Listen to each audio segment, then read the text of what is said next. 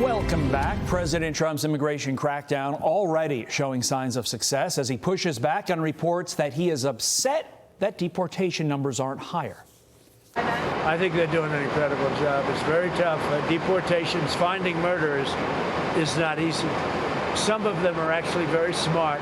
They shouldn't be in our country. They wouldn't have been. We had beautiful, we just set records for closure. We have the strongest border we've had in many years, since my term.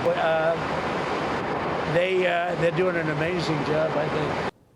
California GOP Chair of Chairs, which is the coolest title ever, and former congressional candidate John Dennis joins me now. John, as of February 3, there were over 5,000 deportations since Trump took office.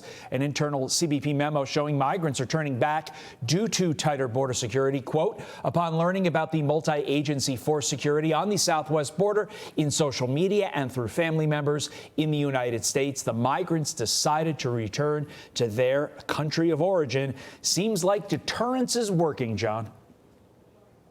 It is, and it just goes to show that the Biden administration not only laid out the welcome mat, they actually started the escalator to bring people into the country. So, little headwinds, some impediments, and people realize that this is no longer, we're no longer a doormat for the world's immigrants, and that you have to get in line like everyone else. What do you make of the numbers so far? That number, I don't really have a context for it, but it seems like with all the obstruction that so many other sanctuary jurisdictions are putting forward toward the Trump administration, it seems like over 5,000 in basically 2 weeks is pretty darn good. Yeah, off to a good start. I mean, a long way to go. I mean, the numbers during the Biden administration were astronomical. I mean, I've heard 8 million, 10 million people allowed to come in the United States. But I think the important thing here is that as we show that we're serious about removing people, that a lot of folks who are here illegally who don't want to get arrested are going to send themselves back. And that is, I think, the most important thing is putting impediments up and hindering people from coming and letting them know that we're serious about this issue will get people, thinking about what they should do. But there is a movement to work against the Trump administration. A leaked ICE memo revealing the details of a planned migrant crackdown in Los Angeles.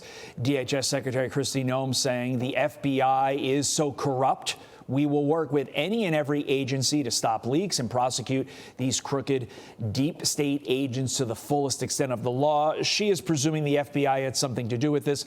That information hopefully will come out in due course. But how deep do you think the rot is working against Trump's agenda, specifically when it comes to immigration? Well, I think it's as deep as the deep state is. And, for those people who've done this, my dream, my fervent dream is that they catch whoever leaked that information, because they put law enforcement in danger. And I think that the deportations are. Let's just go back to this. In Colorado, the Tren de Aragua gang was given a heads up when they took over an apartment complex. Now, think about that. Think if you're the people who live in that complex and the people who, the Tren de Aragua gang members won't be held responsible because someone, either in law enforcement or somewhere else along the line, leaked that information. This is not acceptable in the United States. So my greatest hope is that we catch who the leakers are and do prosecute them to the fullest extent of the law. So that's one way people are obstructing this administration. San Francisco, meantime, leading a lawsuit against Trump's threats to punish sanctuary cities. San Francisco city attorney saying this is the federal government illegally asserting a right it does not have, telling cities how to use their resources and commandeering local law enforcement. John, is the Trump administration doing any of that, or are they merely asking the sanctuary jurisdictions to simply prevent violent felons from being free on the streets? It seems like there's a major disconnect, and these sanctuary leaders don't understand ultimately what Trump is asking, or in the alternative, if they do understand, they just want to ignore it to blow this up out of proportion completely. Well, it's particularly egregious in San Francisco because we have had instances of criminal aliens who've come in and murdered families on the streets of San Francisco. And, there's a relationship between the federal government and local law enforcement.